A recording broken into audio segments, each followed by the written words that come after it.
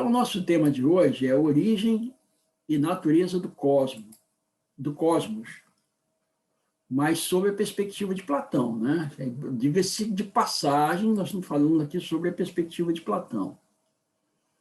Então, vamos ver, o ponto de vista de Platão.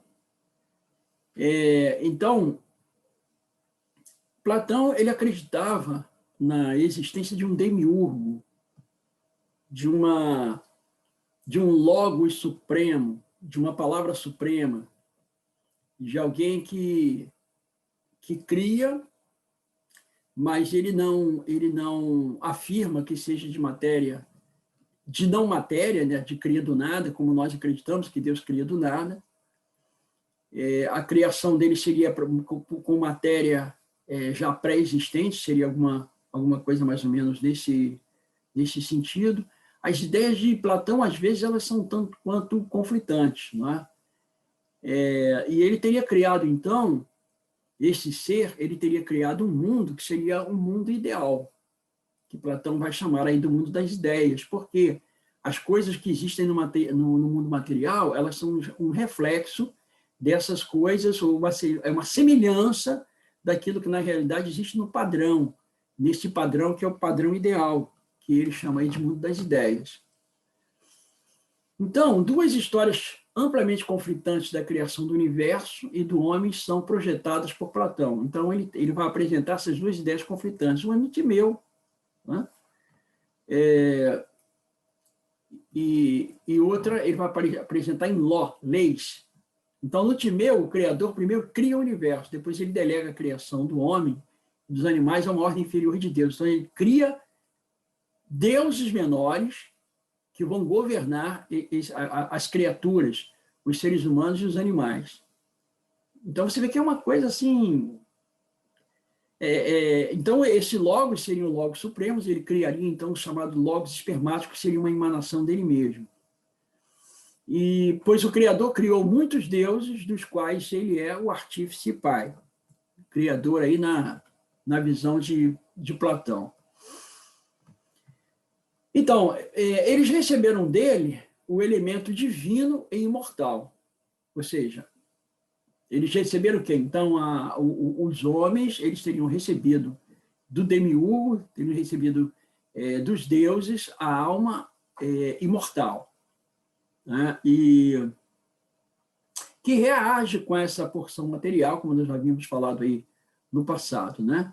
Então, o homem veio a existir com essa junção do imaterial com o material. Então, aqui está uma estranha apresentação de Platão, em suas próprias palavras, associada à sua premissa de transmigração. Vamos ver aqui essas ideias, né? Então, assim, quando toda esta ordem de coisas chegar ao fim previsto, deve haver uma mudança universal mais uma vez, pois a raça nascida na Terra já havia se tornado bastante exausta.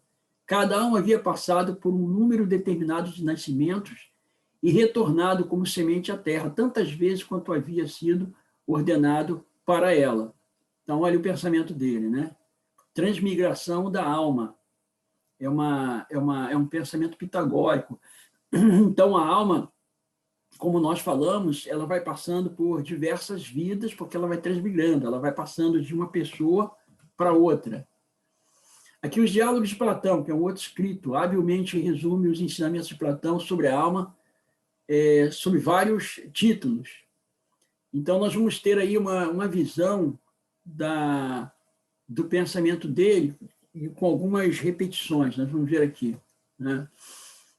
Então, a alma supostamente existe antes do corpo. Está lá em Timeu 34, Então, a alma existe antes do corpo. Então, ele está dizendo que a alma já existia antes. Aí ele vai apresentar uma série de conceitos, como, por exemplo, se a alma já existia antes do corpo, o corpo, ou seja, a pessoa, às vezes tem determinadas lembranças que ela não sabe de onde, não sabe o que é.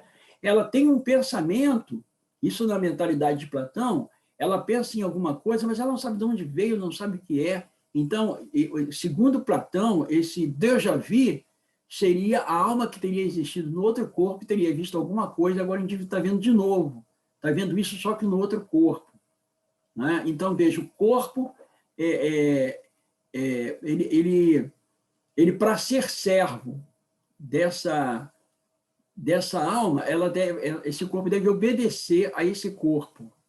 Enquanto a alma sempre, pelo contrário, ao invés de querer simplesmente obediência, ela quer fugir desse corpo, porque ela considera que o corpo, na verdade, é como se fosse como se fosse assim, uma espécie de prisão, e ela estaria então ali sepultada, alijada dentro dessa esfera diminuta, né? E na verdade ela quer escapar disso aí para poder buscar a Deus. Então esse é o pensamento dele, né?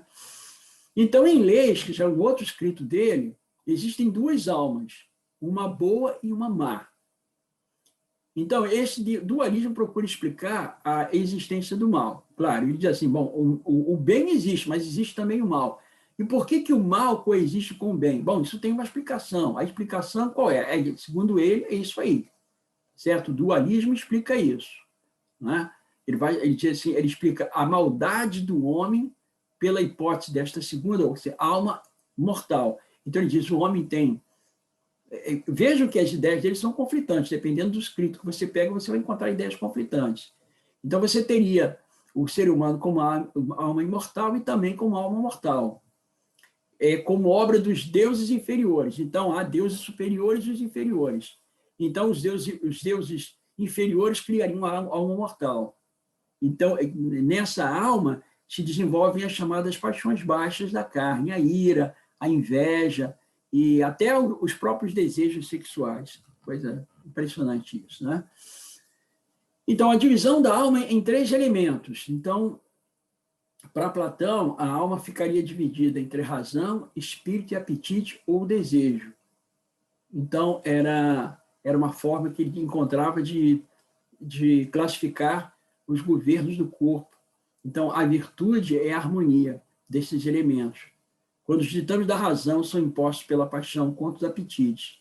Enquanto o vício é a anarquia ou a discórdia da alma, quando a paixão e o apetite se unem em rebelião contra a razão.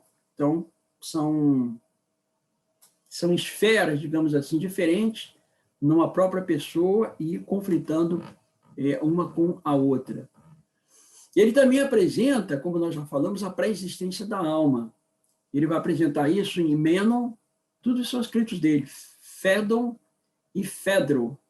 Em Mênon e Fedro, tá vendo? A lembrança de uma existência anterior é feita uma prova de imortalidade.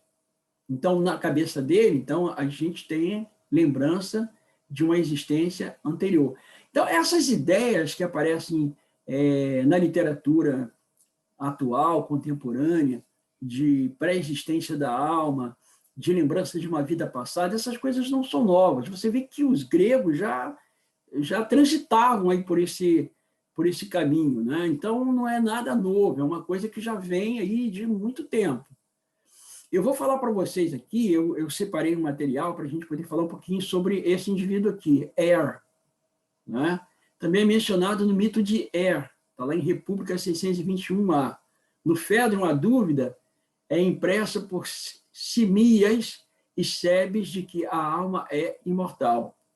Eles temem que, embora a alma possa sobreviver a muitos corpos, vejam, a alma possa sobreviver a muitos corpos, isso no pensamento deles, né? Isso aqui, segundo o escrito de Platão, pode se degradar no final e, por fim, perecer e se decompor.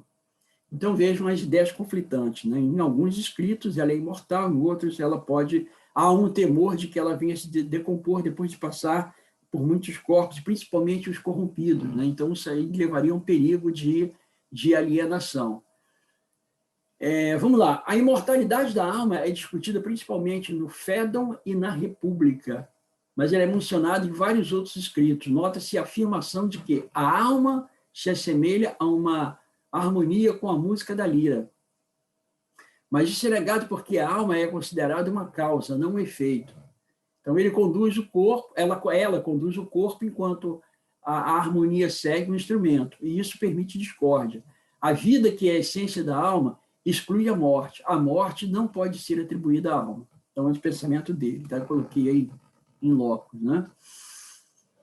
Então, veja, eu estou colocando aqui uma síntese do conceito da alma de Platão e a gente foi fazer uma enumeração ali, certo? Então, ele vai descrever também a condição, em diálogo, né, vai descrever a condição da alma depois que ela morre. Então, todos atestam que a alma, ao ser libertada do corpo, vai prestar contas de si mesmo perante um tribunal de um justo juiz. Então, o justo vai ser enviado para a Ilha das Bem-aventuranças e os ímpios eles devem sofrer a punição, né? E vai sofrer a punição desesperadora e eterna e proporcional às ofensas que foram causadas nesse mundo aqui, nesse mundo carnal, nesse mundo da sarx, nesse mundo material. Em Fédon 113e e Gorgias 525, alguns grandes pecadores, entretanto, são enviados para o Hades. Então, note que essa expressão Hades ela vai aparecer também no Novo Testamento. E quando a gente for falar sobre o Hades, nós estamos chegando perto disso, nós vamos observar que alguns escritores do Novo Testamento eles vão utilizar algumas expressões que são utilizadas pelos gregos. E isso é muito compreensível. Por quê? Porque, por volta do ano 330 a.C., Alexandre fundou Alexandria, que se tornou o berço cultural daquela época. E a filosofia grega, principalmente, digamos assim, o pensamento de Platão, ele acabou se espalhando pelo mundo, por uma razão. Falei para vocês aqui na semana passada a respeito disso, né? Alexandre foi criado exatamente por um aluno de Platão, né? Então, você tem Sócrates, Platão, Aristóteles, e Aristóteles, então, vai ser o tutor de Alexandre, e ele vai passar essas ideias de Platão para Alexandre. Alexandre se apaixona por essas ideias, então espalha isso aí pelo mundo. E Alexandria vai ser o berço desse pensamento. Alexandria é um pedaço da Grécia dentro do Egito. Importante a gente observar. Então, essa expressão, como a expressão como Hades, Logos, Sarx, Pneuma, todas essas expressões, elas vêm da língua grega, do idioma grego. Né? Então, os escritores do Novo Testamento, eles vão tomar alguma dessas palavras, e nem todas com o significado exato do que tem na cultura grega, muitas delas adaptadas para o pensamento hebraico, como, por exemplo, a palavra logos. A palavra logos, ela, embora possa parecer que ela tenha uma ligação com o logos de Platão, mas a ligação, na verdade, é com o pensamento hebraico, de um Messias, o Filho de Deus, que encarnaria nesse mundo, que é a palavra que produz a criação. Então, tem uma certa diferença. A mesma coisa com relação à questão do Hades, que nós vamos analisar isso aí. Mas, muitas vezes, os escritores do Novo Testamento, eles pegam alguns conceitos e eles fazem uma certa adaptação. Eles adaptam para o pensamento. E eles também, de uma certa forma, em algum momento, eles vão sofrer também uma certa influência do pensamento grego. Então, a gente tem que saber separar, assim, o joio do trigo, né? Então, vamos lá. Quando a penalidade for paga, a alma deverá escolher uma nova vida. Olha que conceito estranho, né? Com a responsabilidade de escolha repousando sobre si. Se aprender a sabedoria, receberá uma melhor sorte. Olha aqui, um pensamento assim bem estranho à Bíblia, né? Continuando, mas se persiste na loucura e escolhe uma vida inferior, assume a forma de um animal inferior. Olha, então, tá bem, cresceu, progrediu, superior. Decresceu, não foi para frente, vai transmigrar agora para um animal, vai nascer como inferior. Mas há até um limite para a bem-aventurança dos justos. Quando chegar a hora marcada, eles também devem fazer novas escolhas. Veja que coisa, né? Então, essa doutrina da transmigração da alma, ela foi adotada por Platão, ela não é um pensamento próprio dele, né? Ele não é o originador disso, é de Pitágoras, mas ele assume esse pensamento e ele vai passando para frente. O que a gente vai observando é que o pensamento grego é uma somatória de uma ideologia aqui, de outra ideologia ali, até chegar ao que nós conhecemos hoje. Então, aqui está uma das concepções incríveis de Platão. Apegando-se à doutrina pitagórica da eternidade da alma, ele acreditava que o número total de almas é fixo, que é impossível que houvesse mais do que o atribuído, de modo que qualquer que seja o número das almas, todas devem ter existido desde a eternidade. Isso é básico. Então, ainda existem pessoas que pensam assim. Por exemplo, os mormons. Os mormons, eles acreditam na pré-existência da alma. Então, que existe um número determinado para poder ser completado, todas as pessoas que existem hoje, na verdade, já tinham uma alma preparada na eternidade para elas. Isso tudo é pensamento que vem lá dos gregos, né? Então, outro ensinamento estranho era o de que a alma é dupla. A que é imortal, derivada do Deus Supremo e bom, e a que é mortal, criada pelos deuses inferiores e mantidos por acréscimos constantes. Também isso aí é uma outra ideia bastante extravagante, né? A alma dupla.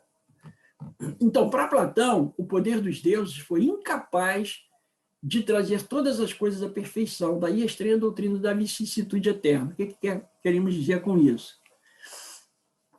Então, esses deuses, eles teriam criado um ser humano, digamos assim, ele criou o ser humano, e houve um extravio, e agora o ideal é que esses seres humanos deixassem de existir, mas como essa alma é imortal, ela não pode ser destruída. Então, se ela não pode ser destruída, ela vai ficar por aí, não vai ser destruída, ela vai continuar por aí.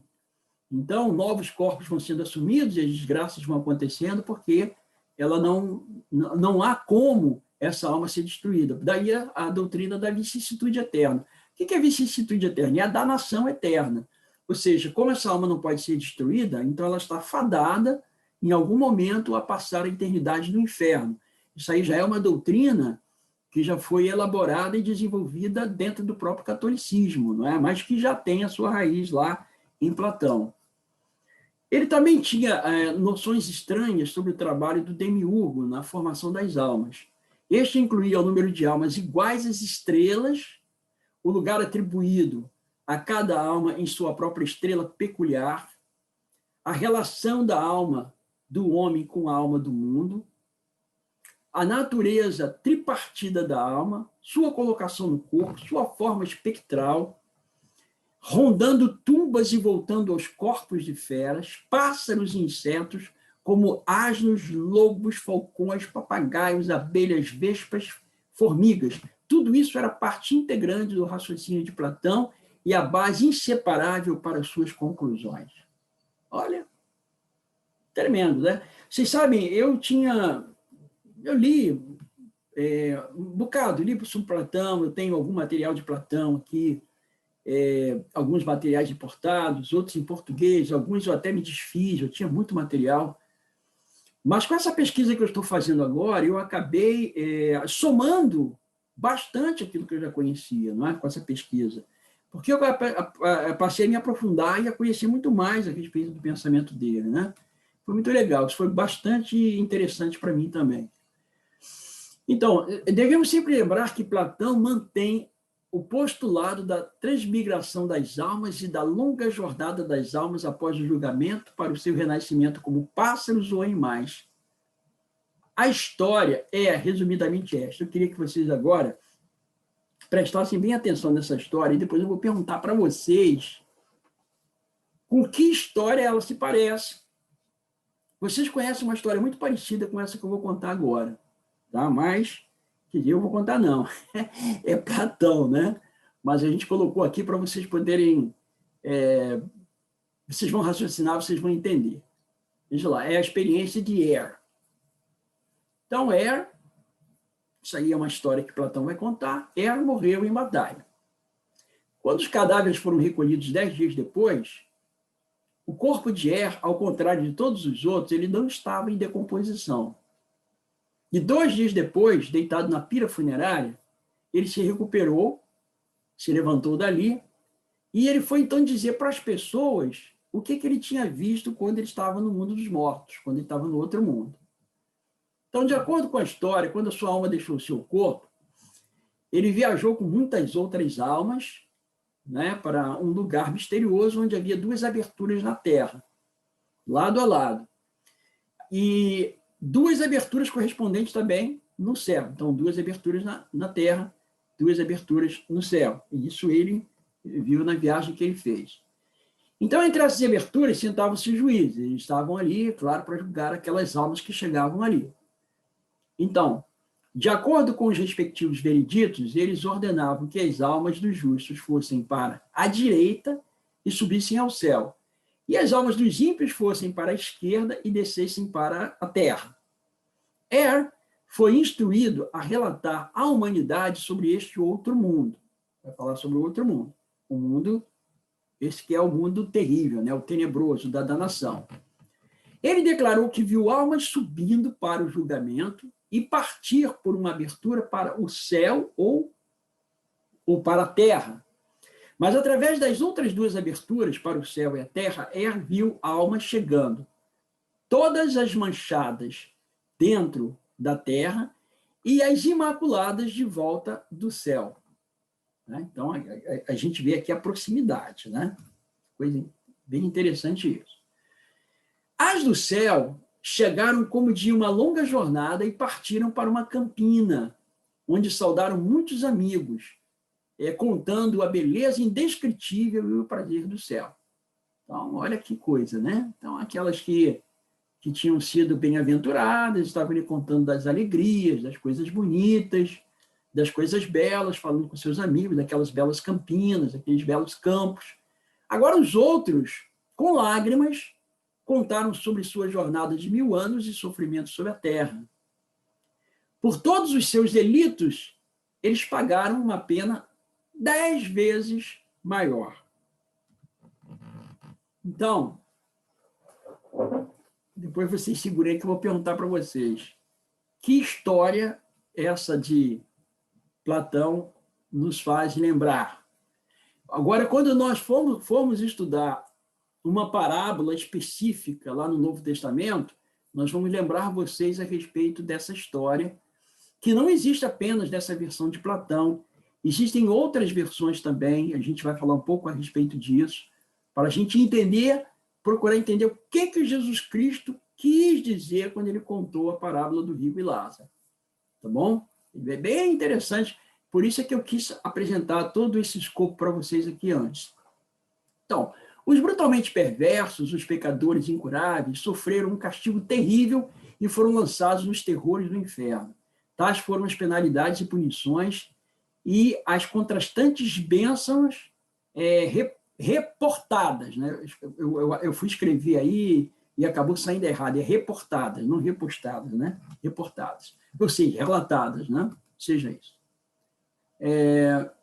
Mas isso não era tudo. Depois de uma trégua de 7 dias, os grupos na campina foram obrigados a prosseguir em sua jornada, escolhendo de acordo com encarnações passadas, tornar-se como pássaros, ou bestas, ou mulheres, cada uma bebendo das águas do esquecimento que apagam a memória da vida anterior. Novamente, volta a questão aí da vida anterior, né? Que a pessoa tem essa vida anterior porque a alma pertenceu aí a outras dimensões. Então, acordou. Como consequência, Sócrates advertiu que a alma é imortal e capaz de suportar todos os extremos do bem e do mal. Tão viva, ele insiste, que tanto aqui como naquela jornada de 1000 anos, da qual eu te disse, nós nos sairemos bem. Então, esse mito crasso era parte integrante da descrição de Platão do destino da alma. Olha, é tremendo isso, né? Então, nós vamos observar, Platão foi muito lido, Platão é lido até hoje, então essas ideias, elas ficam, né? Elas acabam se apegando profundamente ao pensamento das pessoas, assim, de uma forma muito contundente, né? Então, a existência de uma segunda alma mundana e maléfica, identificada com a necessidade, também é defendida. Deus é a boa alma suprema, então seria o Logo Supremo, junto com uma segunda alma mundana, maléfica, que evidentemente é o dualismo revelado. Então, E vejam que isso é algo elaborado. O mal está incluído, assim como o bem. Além disso, declara-se haver pelo menos duas almas, uma autora do bem e a outra do mal. Dualismo da alma. Né? Coisa tremenda isso. Então, este dualismo envolve duas almas guerreiras no céu. A boa alma, ou alma dotada de sabedoria, são responsáveis, as boas almas, pelos movimentos do sol, da lua e das estrelas, e são corretamente chamadas de deuses. Vocês estão vendo aí o pensamento grego, essa ideia de deuses, né, de um panteão. Agora, as almas mais são as almas de homens ignorantes. Então, a ignorância é a ausência do conhecimento e faz com que elas errem por causa dessa ausência de conhecimento. Então, elas vão direcionar de forma errônea, de forma equivocada, os seus poderes e as suas ações. Ok? Ok, pessoal, nós fechamos aqui, então,